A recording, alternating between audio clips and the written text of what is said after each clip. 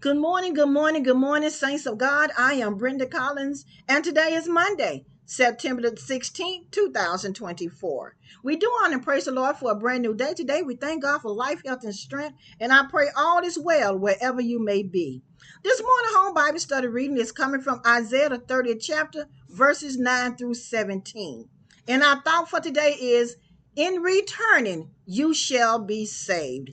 And here Isaiah is prophesying to the children of Israel once again about their deceitfulness, their wickedness, their disobedience to God.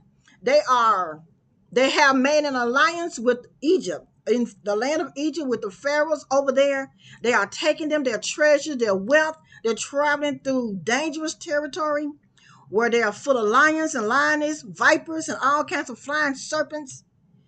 And they're taking all of their treasures and riches to people that do not care about them.